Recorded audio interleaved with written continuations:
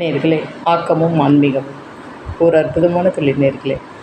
நேர்களே, நம்ம ஒவ்வொரு வேலையும் ஸ்ரத்தையாக சுத்தமாக செஞ்சோன்னு வச்சுக்கோங்களேன், நம்மளுக்கு பிரத்தியாரும் நம்மளுக்கு சர்டிஃபிகேட் கொடுக்க வேணாம், நம்மளுக்கு நாமே ஒரு திருப்தி கிடைக்கும். கண்டிப்பாக உண்மை தானே நேர்களே. இப்போ காலம்பரை எந்திரிச்சு பிரம்ம முகூர்த்த நேரத்தில் நம்ம என்ன பண்ணலாம், என்ன செஞ்சு முடிக்கலாம், இரவு முடிய என்ன பண்ணலாம் அப்படின்னு நம்மளே முதல் நாள்லேருந்து நம்ம ப்ரிப்பேர் பண்ணி வச்சிட்டோம்னு வச்சுக்கோங்களேன், மைண்ட் கரெக்டாக இருக்கும், அது ரிலாக்ஸ் கிடைக்கும். கண்டிப்பாக ஒன்று. ரெண்டாவது, உப்பு தீபம் இதெல்லாம் உண்மையானது. அதெல்லாம் நம்ம கண் திருஷ்டி வராது நேர்களே. அதனால் உப்பு தீபம் கண்டிப்பாக ஏற்றி பாருங்கள். அது சக்ஸஸ்ஃபுல் கிடைக்கும். எப்படி வைப்ரேஷன் நம்மளுக்கு என்ன சொல்லலாம், நல்ல ஒரு பாசிட்டிவ் எனர்ஜி கிடைக்கும். அதே போல் இன்றைக்கி இந்த வேலையை முடிச்சிட்டோம், இந்த கடமையை முடிச்சிட்டோங்கிற ஒரு நல்ல ஒரு எண்ணம் கிடைக்கும். கண்டிப்பாக நேர்களே. இப்போ ஒரு படி நிறைய அரிசி எடுத்து அதை நல்லா இது பண்ணி அன்னபூர்ணி வைப்பாங்க. ஓகே, அந்த அந்த அரிசியை என்ன பண்ணுவாங்க, அதுதான் நான் கேட்குறேன். அந்த அரிசியை ஒன்று சக்கரை பொங்கல் பண்ணலாம் வாரம் மாத்திரப்ப. இல்லையா, நான் என்ன செய்வேன், என்னோடய அபிப்பிராயத்தை சொல்கிறேன். அந்த வாரம் மாத்திரத பையில் சேர்த்து வைப்பேன்.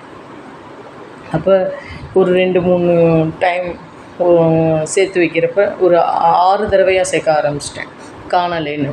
இப்போ 6-7 தடவை சேர்க்குறப்ப நிறைய ஒரு 1.5 படி வந்துடும். அரைப்படிங்கிறப்ப 3 தடவை நீங்கள் சேர்த்து பாருங்கள், 1.5.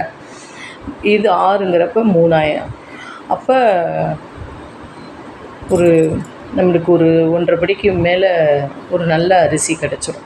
அதை 2 பாசிப்பருப்பு அதுலேயும் இருக்கும், இருந்தாலும் இன்னும் கொஞ்சம் கூட இது பண்ணி கோவிலில் கொடுத்துருவேன். அப்போ அன்னதானத்துக்கு ரெடி ஆகிடும். இல்லையா, நம்ம வீட்டு பிரசாதம் நிறைய பேர் வந்துட்டாங்க அப்படின்னா இதை எடுத்துப்பேன், வேஸ்ட் பண்ணக்கூடாது.